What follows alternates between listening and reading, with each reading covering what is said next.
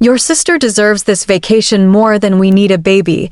My husband's voice crackled through the phone, attempting to sound confident, but betraying a hint of nervousness. "I've already transferred our IVF savings to her account." I stood in our kitchen, my hand gripping the counter as I processed his words. The $45,000 we'd spent 3 years saving, the money that represented our hopes and dreams of starting a family, gone. Given to his sister Emma for a luxury European vacation. "Perfect," I replied, my voice steady. "Thanks for letting me know." There was a pause on the other end. This wasn't the reaction David had expected. He'd been prepared for tears, for anger, for the emotional outburst he'd grown accustomed to dismissing as my baby fever. Instead, he got calm acceptance. "Look, Olivia," he started, his tone shifting to the condescending one he perfected over our 8 years of marriage. "Emma's been through a rough divorce. She needs this break. We can always save up again for the IVF. You're only 34. There's plenty of time." I looked down at the papers on the counter in front of me, documents I'd received just 2 weeks ago from my doctor. Papers that would have shattered David's convenient narrative about plenty of time. Papers that made his betrayal even more devastating. "You're right," I said, surprising myself with how easily the lie came. "Emma deserves this. I hope she has a wonderful time." "Really?" David sounded suspicious now. "That's it? No argument." "No argument," I confirmed. "I need to go. I'm running late for my shift at the hospital." I hung up before he could respond, before the trembling in my hands could reach my voice. As a pediatric nurse, I'd learned to keep my composure in crisis situations. Right now, that training was the only thing keeping me together. 2 weeks ago, my doctor had called me in for a private consultation. The results of my latest fertility tests showed that my condition was deteriorating rapidly. If we wanted to conceive through IVF, we needed to act within the next 3 months. After that, my chances would drop dramatically. I hadn't told David yet. I'd been waiting for the right moment, gathering resources and making plans. Now, I realized I'd been right to keep it to myself. My phone buzzed with a text from Emma. "OMG, sis. David told me what he did. You're the best for understanding. Can't wait to post pics from Paris. Love you." I stared at the message, remembering all the times Emma had competed with me for David's attention and resources. The emergencies that always seemed to coincide with our important moments. The way she talked David out of our previous IVF attempt 2 years ago because she needed help with her down payment. "Family comes first," she insisted, while David nodded along. My hands stopped shaking.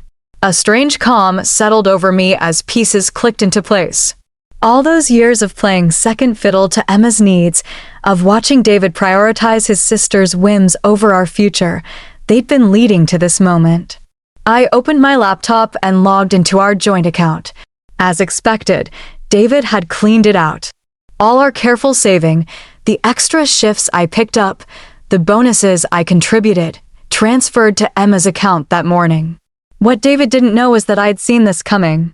6 months ago, after Emma's divorce, I'd watched her eyeing our savings with that familiar calculating look. I started preparing then, opening a separate account at a different bank. Every extra shift, every bonus for the past 6 months had gone there instead of our joint account.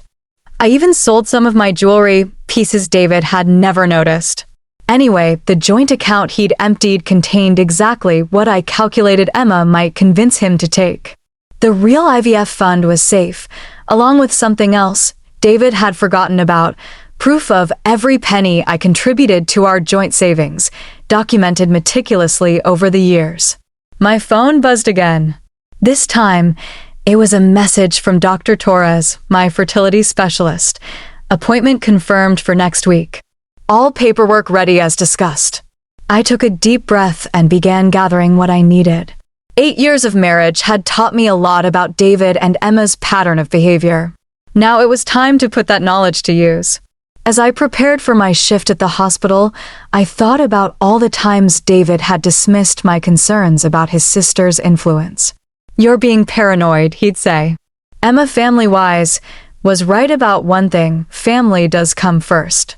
As I walked through the hospital corridors during my shift, memories of the past 8 years played through my mind like a movie reel.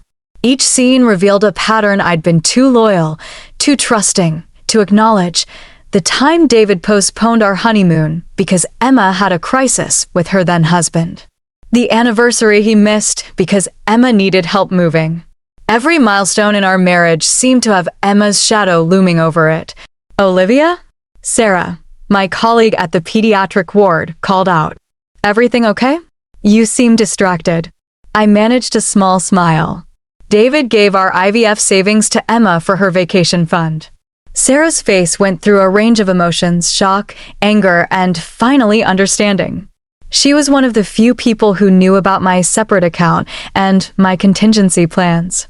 "So, it finally happened," she said quietly, pulling me into the break room. "What are you going to do?" I pulled out my phone and showed her the email I'd received that morning from my lawyer.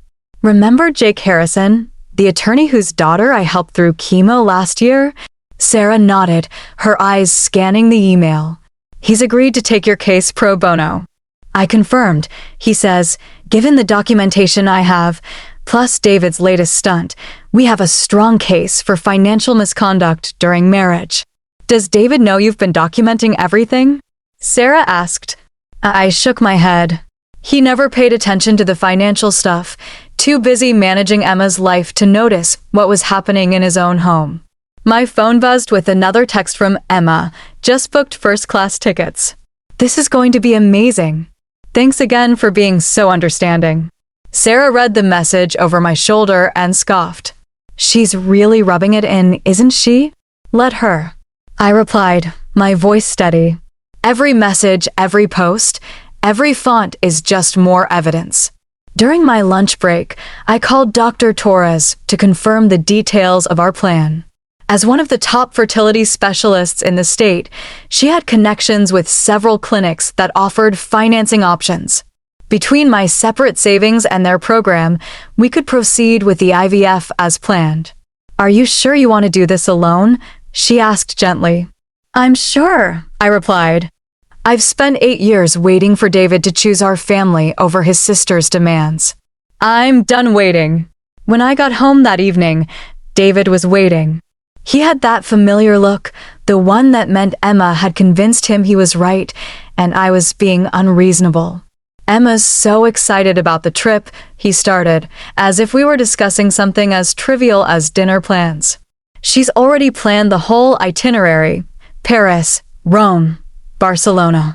"Sounds wonderful," I said, heading to the kitchen to start dinner. "I'm sure she'll have an amazing time."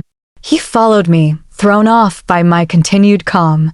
"I know you're probably upset deep down, but Emma needs this. After everything with her ex-husband." I interrupted, turning to face him. I said it was fine. "What more do you want from me?" He stood there, mouth slightly open, clearly unprepared for this version of me, the version that wasn't begging for explanations or fighting for his attention. "I just want you to understand," he stammered. "I understand perfectly," I replied, my voice level now. "I have an early shift tomorrow, so I'm going to head to bed early." As I lay in bed that night, listening to David watching TV downstairs, I thought about the appointment scheduled with Jake Harrison for tomorrow, about the file of evidence I collected over the years, about the IVF procedure scheduled for next month. David had made his choice. Now it was time for me to make mine. My phone lit up with one last text from Emma. "Just bought the cutest outfits for my trip. Can't wait to post all the pics. You're seriously the best sister-in-law ever." I smiled in the darkness, thinking about how different things would look in just a few weeks. Emma had no idea she was documenting her own downfall, one gleeful post at a time. Tomorrow would be the first step toward my new future. With or without David, I was going to have the family I always dreamed of, and no one, not even his precious sister, would stand in my way this time. The next morning, I met with Jake Harrison in his office downtown. The space was warm and professional, much like Jake himself. He spread out the documents I provided on his mahogany desk, nodding as he reviewed them. "This is thorough," he said, picking up the detailed record of my contributions to the joint account. "Most people don't think to document everything so carefully." 8 years of watching my savings disappear into Emma's emergencies taught me to keep receipts, I replied. Jake leaned back in his chair, his expression serious. "The transfer to Emma's account yesterday. That's what we call the smoking gun. It shows a clear pattern of financial misconduct and misuse of marital assets." I pulled out my phone, showing him Emma's latest social media posts, designer shopping spree, first-class ticket confirmations, luxury hotel bookings, all paid for with our IVF fund. "She's not exactly being subtle about it," Jake observed, taking screenshots. "This actually works in our favor." "Have you told David about your medical situation?" Jake asked. I shook my head. "Not yet. I wanted to secure my position first." "Smart," he nodded. "Given the time-sensitive nature of your condition and the fact that he gave away funds specifically saved for medical treatment, we can request an emergency hearing." As Jake outlined our strategy, my phone buzzed with a text from David. "Emma's so happy. I knew you'd understand once you had time to think about it." "You're amazing, babe." I showed the message to Jake, who added it to our growing file. "He's building our case for us," he mused. "Does he have any idea you're here?" "No," I replied. "He thinks I'm at work." I took a personal day. "Good. I'd like to file everything today." "The sooner we move, the better our position." Jake gathered the papers into a folder. "Are you ready for what comes next?" "Once we file, there's no going back." I thought about the years of putting my dreams on hold, of watching David consistently choose his sister's wants over our needs. "I'm ready." That afternoon, while David was at work, I went to the bank and closed our joint credit cards. Jake had advised me to protect myself financially before the paperwork was served. I also withdrew my portion of our remaining joint savings, a measly $3,000 that Emma hadn't managed to convince David to share. When I got home, there was a package waiting on the doorstep. Inside was a framed photo of Emma with a note, "For your living room, so you can see how amazing the money was spent. Love you." The audacity might have hurt once. Now it just strengthened my resolve. I was preparing dinner when David came home, whistling. He stopped short when he saw me calmly setting the table for one. "Where's my plate?" he asked, confusion evident in his voice. "I think you should eat at Emma's tonight," I replied evenly. "She'll probably want to show you all her new purchases." Are you angry?" He seemed genuinely puzzled. "I thought you were okay with this." "I'm not angry, David. I'm done." I placed a manila envelope on the table. "You've been served." His face went from confusion to shock as he opened the envelope. "Divorce papers. This is ridiculous. All this over Emma's vacation." "No," I said quietly. "This is about 8 years of watching you choose your sister over our marriage. The vacation fund was just the final straw." "You're overreacting," he sputtered. "We can save up again for the IVF." "Actually, we can't." I handed him the medical documents I'd been keeping to myself. I needed that treatment within the next 3 months. "But don't worry, I'm still getting it. Just not with you." The color drained from his face as he read the doctor's report. "Why didn't you tell me? Would it have mattered?" I asked. "Would you have said no to Emma?" His silence was all the answer I needed. "I have an IVF appointment next month," I told him. "I'm doing it on my own, with my own money. Money you and Emma can't touch. I suggest you start looking for a place to stay. Your sister has plenty of room, I hear." "Olivia, please." He started, but I cut him off. "Check your credit cards before you leave. They're closed. And don't bother checking the joint account. I've withdrawn my portion. You can keep the rest, though I suspect Emma's already got plans for it." As David stood there, stunned and speechless, I felt a weight lift from my shoulders. 8 years of compromising, of coming second, of watching my dreams slip away, it was finally over. My new beginning was just around the corner. 2 months later, I sat in Dr. Tor's office, staring at the ultrasound screen with tears in my eyes. Against all odds, the first round of IVF had been successful. I was pregnant. Congratulations, Dr. Tor smiled warmly. Your numbers look excellent. I'd say all that careful planning paid off. As I left the clinic, clutching my ultrasound photos, my phone buzzed. It was a message from my lawyer. Final divorce hearing scheduled for next week. Emma's vacation posts have been invaluable evidence. Emma's European adventure had turned into a social media spectacle. Designer shopping sprees, luxury hotels, champagne-soaked yacht parties, all meticulously documented on Instagram. Each post had been carefully added to our court documentation, proving exactly where our IVF savings had gone. David's attempts to justify the situation had grown increasingly desperate. Emma needed this break, he argued during mediation. It was a mental health necessity. The mediator had been unimpressed, especially when presented with Emma's social media feed. Mental health necessity? She questioned, looking at photos of Emma partying in St. Tropez. This looks more like reckless spending of marital assets. I pulled into my new apartment complex, a cozy place closer to the hospital where I worked. Sarah was waiting outside with a care package.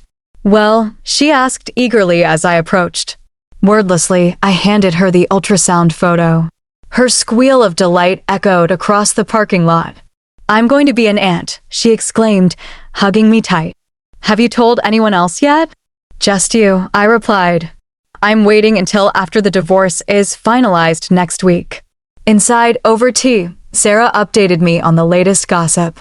Emma had returned from Europe to find her own financial situation in shambles. The vacation had burned through not just our IVF money, but her own savings as well. She tried to hit David up for more money, Sarah reported, but apparently his accounts were all frozen pending the divorce settlement. I sipped my tea, thinking about the irony. How did he respond? I asked. From what I heard, he finally said no to her. First time for everything, I guess. The day of the final hearing arrived, bright and clear. I dressed carefully in a conservative navy suit, the slight swell of my pregnancy still barely visible beneath the jacket. David and Emma were both there, looking considerably less polished than in their recent social media posts. Emma's designer vacation wardrobe couldn't hide the panic in her eyes as our lawyer presented the financial evidence. The judge was particularly interested in the timing, how the money had been taken just when it was most crucial for medical treatment. Mr. Mitchell, she addressed David, you deliberately misappropriated funds that were saved for time-sensitive medical treatment, giving them to your sister for a luxury vacation.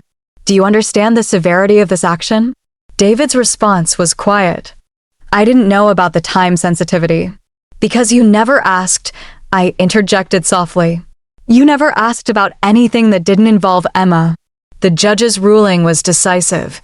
Given the documented financial misconduct and the medical circumstances, I was awarded a significant portion of our assets. Emma was ordered to repay her portion of the misappropriated funds, though we all knew that was unlikely to happen. As we left the courthouse, David tried to approach me one last time. Olivia, he called out. I'm sorry. I know now what I did was wrong. Maybe we could. I turned to face him, my hand instinctively resting on my stomach.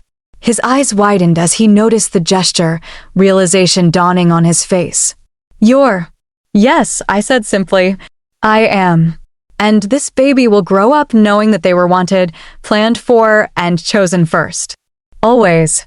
I walked away without looking back, leaving David standing there with Emma, who was already complaining about the repayment order. 6 months later, as I sat in my newly decorated nursery, I received a final text from David. I understand now what I lost. I hope you and the baby have the life you deserve. I looked around the peaceful room at the life I'd built for myself and my growing baby and smiled. We already did. Sarah brought over dinner that evening, and as we sat talking about the future, about baby names and nursery colors and all the joy ahead, I felt complete. The path hadn't been what I expected, but it had led me exactly where I needed to be. My hand rested on my growing belly, feeling the baby kick. We're going to be just fine, little one, I whispered. Just fine, indeed. And we were.